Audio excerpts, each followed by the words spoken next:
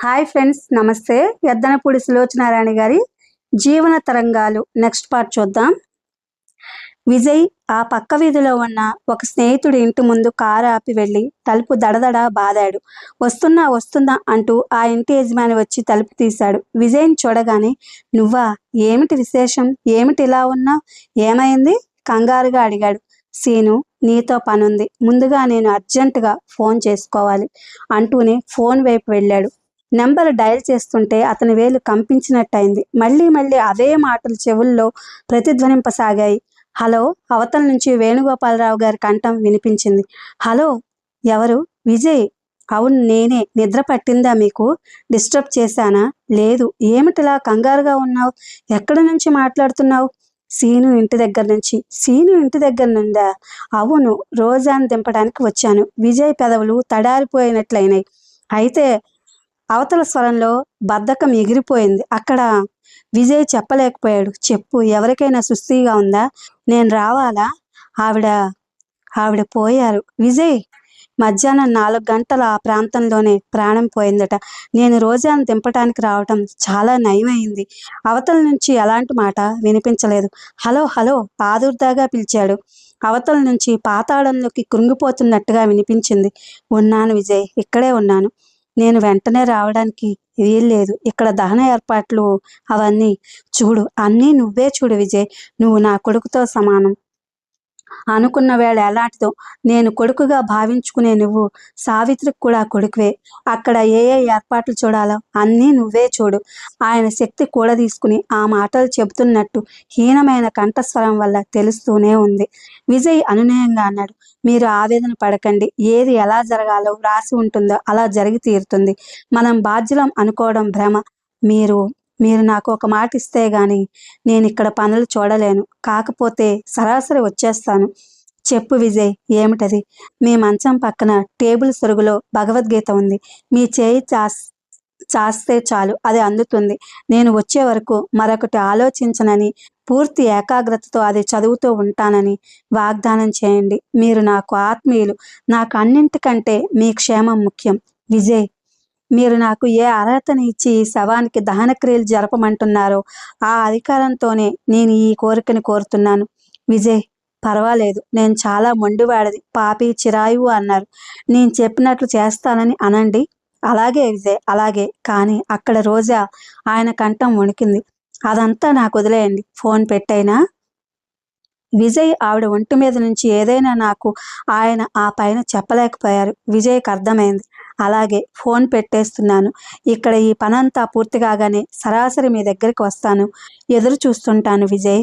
Vijay phone పెట్టేశాడు. అతని గుండెల్లో మెలికలు తిరుగుతున్నట్టు భావన ఒకటి దీర్ఘమైన శ్వాసగా వెలువడింది. అంతే.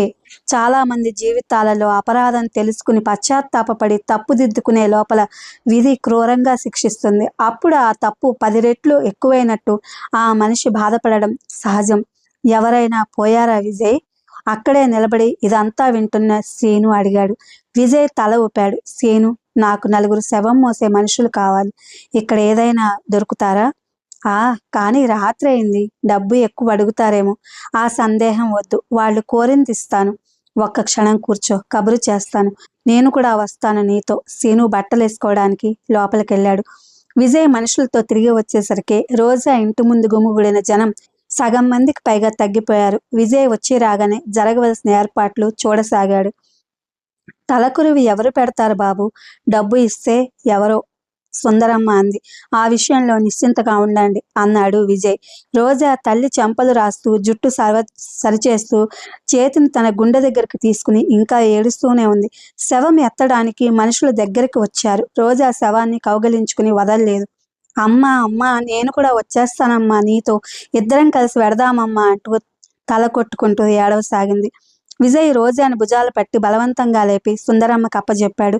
రోజా, ఏమిటి పిచ్చితనం? నేను లేను నీకు అంది సుందరమ్మ. అత్తయ్య, చిన్నపిల్లల బావురు మంది రోజా. అంతవరకు ఇదేదో తన చేతుల మీదనే జరుగుతుందని, ఎవరన్నా లక్ష్యం లేని రోజాకి ఇప్పుడు సహాయం కోరక తప్పదని, ఇది అవకాశంగా తీసుకుని రోజా మీద కసి తీర్చుకుని బెట్టి చెయ్యాలని బిర్ర బిగిసినట్టు కూర్చున్న కొందరి ముఖాలు నల్లబడ్డాయి. ఈ విధంగానైనా రోజాకి బుద్ధి చెప్పవచ్చునని ఎదురు చూసిన వారందరికీ విజయ్ రాక తీరని ఆశాభంగం అయింది. ఆ అసంతృప్తి అంతా రోజా విజయ్ల మధ్య ఎలాంటి నీచమైన సంబంధం ఉంటుందో చెప్పుకుంటూ ఊహాగానాలు చేస్తూ తీర్చుకోసాగారు. కొన్ని గంటలు గడిచాయి. పక్కింటి బామ్మగారు కంచంలో అన్నం కలిపి తెచ్చి సుందరమ్మ చేత తినిపించింది. రోజా చేత బలవంతంగా స్నానం చేయించారు. స్నానం చేసి వచ్చిన రోజా బామ్మగారు ఇస్తున్న కాఫీ కూడా వద్దని వచ్చి తల్లి గదిలో మంచానికి అంటుకుపోయినట్టుగా కూర్చుంది. తల్లి ఊపిరి విడిచే ముందు తన దగ్గర లేదు. చాలా రోజుల నుంచి తనతో మాట్లాడడమే మానేసింది. తనని గురించిన అపోహలతోనే ఆవిడ తనువు చాలించింది. ఈ విషయం రోజా గుండెల్లో దుఃఖపు సముద్రానికి పొంగులెత్తినట్టుగా చూస్తోంది. సుందరమ్మకి రాత్రిపూట అన్నం తినగానే కంటి మీద కునుకు వచ్చేస్తుంది. నిద్ర ఆపుకోలేదు. వెళ్ళిన వాళ్ళు తిరిగి రాందే నిద్రపోవడం బాగుండదు. అందుకని కునికిపాట్లు పడుతూ వరండాలో కూర్చుంది. విజయ్ తిరిగి వచ్చాడు. వచ్చావా బాబు? నీ మేలు ఈ జన్మలో మరవలేను అంది సుందరమ్మ నిద్రమత్తులోనే. రోజా ఏది? లోపల ఉంది. మీ మేలు మరవలేను. ఒక్కసారి ఇక్కడికి పిలుస్తారా? ఎందుకిప్పుడు? నిద్రపోయినట్టుంది. మీకు కూడా పొద్దుపోయింది. పాపం వెళ్ళిరండి. మీ మేలు మరవలేను. విజయ్ క్షణం సేపు ఆవిడ వైపు తదేకంగా చూశాడు. తర్వాత తనే లోపలికెళ్ళాడు. గదిగుమ్మంలో అడుగు పెట్టగానే అక్కడ కనిపించిన దృశ్యం చూసి అతని హృదయం నీళ్లు గారిపోయింది. గదిలో రోజా క్రింద కూర్చుని నలక మంచం మీద ఉన్న దిండుని 2 చేతులతో గుండెలకి హత్తుకున్నట్టు పట్టుకుని అందులో ముఖం దాచుకుని అమ్మా అమ్మా అని ఏడుస్తోంది. విజయ్ చేతులు మెల్లగా వెనక్కి వెళ్ళి గది తలుపులు మూసివేసినాయి. రోజా దగ్గరగా వచ్చాడు.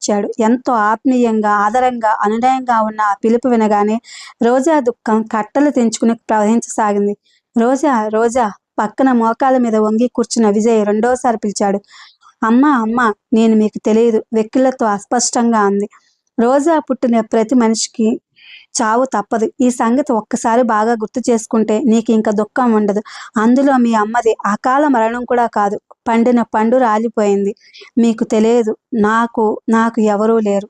విజయ్ చేతులు అప్రయత్నంగా రోజా భుజాల చుట్టూ పడబోయినాయి. అంతలోకే ఎందుకో నిగ్రహించుకుని వెనక్కి తగ్గినాయి. ఎవరూ లేరా నీకు? చందు లేడు? వేణుగోపాలరావు గారు లేరా? అనంత్ లేడా? మీ అత్తయ్య మామయ్య లేరా? ఇంతమంది ఉండగా ఎవరూ లేరంటున్నావా? రోజాకి ఏడుపు ఆగలేదు. విజయ్ అన్నాడు, ఒక్క మాట చెప్పు. చందుకి పూనా వస్తానని మాట ఇచ్చాను. రేపు ఉదయం నేను వెళ్ళనా మానేయనా? చెప్పు. వెళ్ళండి. ఊరికే వెళ్ళండి అంటే కాదు, నువ్వు నాకు ఒక వాగ్దానం ఇస్తే వెడతాను. తల్లిపోయిన దుఃఖం ఎంత భయంకరమైందో నాకు తెలియంది కాదు. నీకు ఏడుపు వస్తుంది, ఒంటరివని అనిపిస్తుంది, కాదనను. కానీ ఇదే మనసంతా నింపుకుని కుమిలిపోతే నేను ఊరుకోను. ఈ దుఃఖాన్ని సాధ్యమైనంత వరకు దిగమింగుతానని మాట ఇవ్వు నాకు. నువ్వు మనస్ఫూర్తిగా ఆ మాట ఇస్తేనే నేను వెడతాను.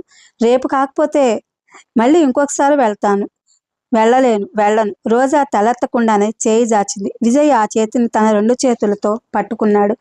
అంత దుఃఖంలోనూ రోజా మనసు స్పందించేలా అతి విచిత్రంగా, అనురాగంగా, అభిమానంగా పలికింది అతని స్వరం. రోజా, ఇంతే కాదు, నీ దుఃఖం ఎంతైనా సరే రేపు ఉదయం నువ్వు వేణుగోపాలరావు గారి ఇంటికి వెళ్ళాలి. నేను ఈ సంగతి ఆయనకు ఫోన్ చేశాను. ఆయన ఎంత ఆవేదన పొందారో తెలుసా? నిన్ను చూడడానికి తపించిపోతున్నారు. ఇప్పుడే ఇక్కడికి వస్తానన్నారు. కానీ నేనే వద్దన్నాను. రానివ్వలేదు. సాయంత్రం డాక్టర్ ఏమన్నాడో నువ్వు విన్నావుగా. నువ్వు రేపు ఉదయం తప్పకుండా వచ్చేలా మాట తీసుకుని, కానీ నేను రాను అన్న తర్వాత ఒప్పుకున్నారు. నాకు తెలుసు ఆయన ఈ రాత్రంతా నిద్రపోరు. రేపు నిన్ను చూస్తే గాని ఆయన మనసు శాంతించదు. చెప్పు, పెడతావా? రోజా వెడతానన్నట్టు తల ఊపింది. విజయ్ క్షణం సేపు ఏదో ఆలోచనించాడు. తర్వాత రోజా చేతిని ఎడమ చేత్తో అలాగే పట్టుకుని కుడి చేయి ప్యాంటు జేబులోకి పోనిచ్చి చేతికి వచ్చిన డబ్బు తీసి రోజా చేతిలో పెట్టి గుప్పెట మూసేశాడు. ఇది నీ దగ్గరుంచు. బహుశా బొంబాయిలో నాకు 2-3 రోజులు ఆలస్యం అవ్వచ్చు. నేను తిరిగి రాగానే చందు విషయం గురించి ఏం చేయాలో ఆలోచిద్దాం, సరేనా?